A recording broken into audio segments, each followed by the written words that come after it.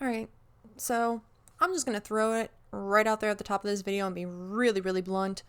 Not everything you draw needs to be made into a masterpiece. So stop making finishing everything that you sketch a priority.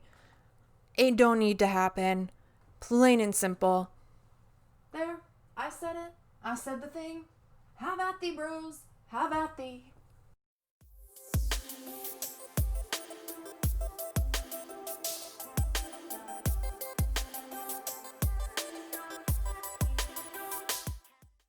Now that I got that off my chest, what's up everybody? It's Kattastrophe coming at you with a new video at long last. I know it's been a little while, but I'll include what was going on there in the description below so you can check that. I'm not going to put it in the video, but that aside, today we are going to be talking about how sketching is probably better than trying to finish everything you put a pencil to. What do I mean by that? Just sketch more, worry less about finishing everything. Not everything you do or sketch needs to be made into a full-blown masterpiece. I know it's something that I struggled with for a hot minute, and sometimes I catch myself kind of stressing about still to this day. And I may get a little more ranty. I don't know, we're gonna see how this thing goes, but first off, I just want to say that it is of my own opinion and based on my own experience that more sketching equals more learning. Why do I think that? Well, we can spend as little or as much time as we want on a sketch. It's just really that simple. We can also be as messy or as clean with our sketches as we want to be. And it kind of allows us to pick up and learn as we go at a faster rate than we would by trying to finish everything that we sketch. You know, I'm not arguing that there are things that you can learn by finishing pieces or anything like that, but I've noticed, and it's based on me kind of looking back at my old art a lot recently, prior to my nearly 5-year-long break from it, that all the coloring and rendering in the world is only going to do so much if something is off at the sketch level. So I also want to emphasize that, you know, I'm not saying to be a perfectionist because I know I'm nowhere near perfect in my art. There are still plenty of flaws that pop up in my work. But what I am trying to say is that our sketches are kind of like our foundations to any of our finished work, right? So that foundation has an impact on the end result. So if we're, you know, focusing solely on improving our foundation, it's going to make for a stronger finished piece. It's kind of like arguing against using reference and that there's a community out there that thinks that using reference is cheating, but it's really not, because things are going to be a little less off-putting or unsettling, you know? Like if elbow joints are looking all kind of wonky and stuff like that because there was no reference used. I know that there's a huge difference in stuff where I've used reference versus having not used reference, because human anatomy and the joints are a pain in the butt.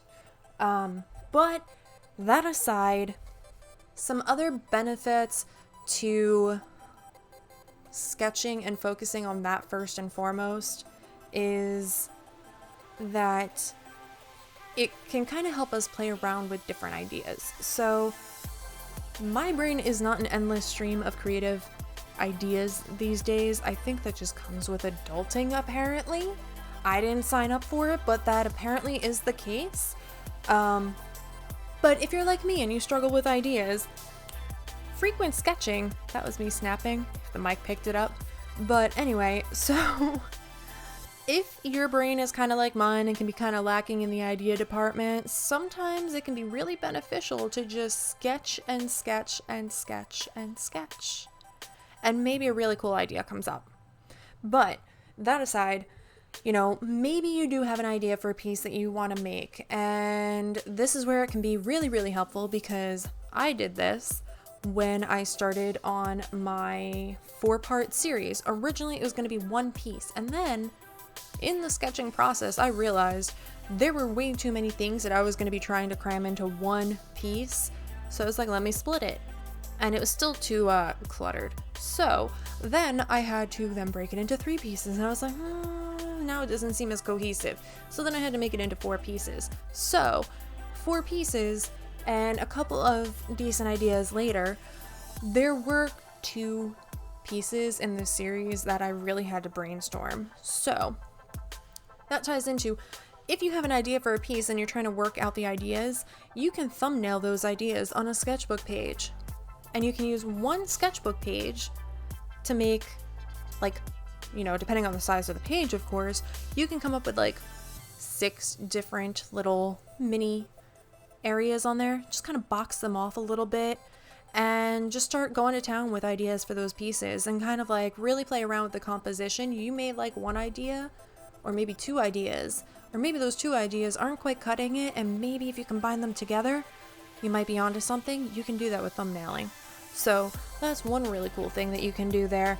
Or maybe you feel like you're kind of stuck in a rut and you feel like maybe your skill level isn't where you think it needs to be for an idea that you have.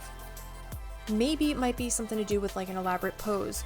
You can use sites like Line of Action or quickdraws. You can Google these sites, by the way, or I'll link them in the description below.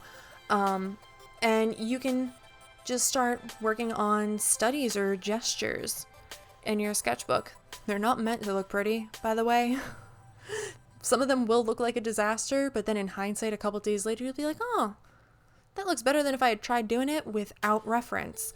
But yeah, you can use it for that. You can work on pesky hands. Maybe you have a hard time with feet, or just it's overall just certain joints.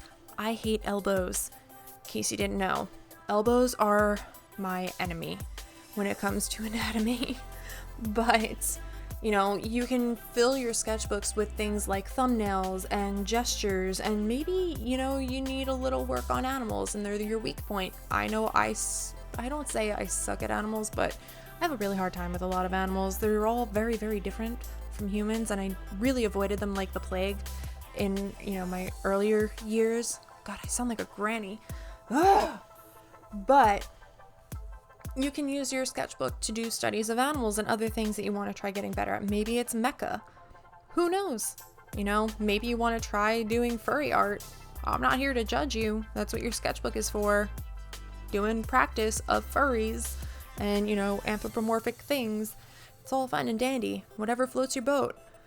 But you can do all these things in your sketchbook. And, you know, maybe you come up with something in the process where you're like, oh, you know what, I really like that, let me come back to it. You can do that. But your sketchbook should be a place for you to just mess around with whatever you feel like messing around with. Maybe you want to do NSFW art. Maybe you want to be the next Sakimi-chan. No one's gonna judge you for it, though the internet would beg to differ as of recently, but that's besides the point. You do you, boo.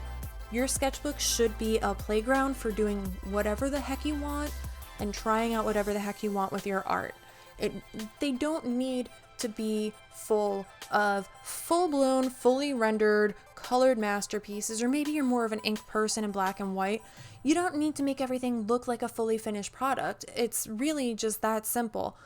But our artistic brains probably beg to differ because we might fall down the rabbit hole of YouTube and sketchbook tours where everybody's got these friggin' masterpieces on every single page. And we're like, why doesn't my sketchbook look like that? I want my sketchbook to look like that.